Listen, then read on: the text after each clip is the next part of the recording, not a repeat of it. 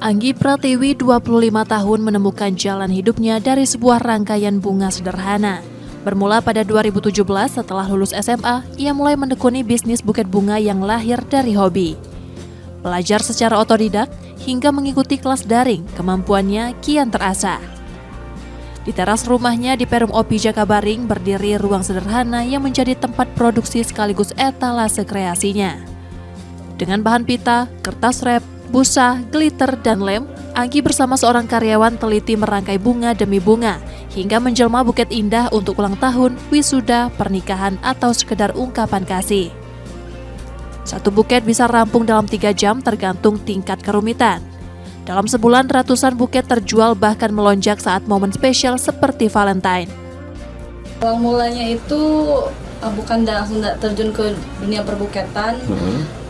Saya jualan gantungan kunci dari kain flanel. Kebetulan teman saya mau request buket dan setelah itu saya buatkan dan dia suka dengan hasilnya. Pembuatan buket itu sendiri tergantung kerumitan. Kalau seperti yang saya buat tadi itu 2-3 jam.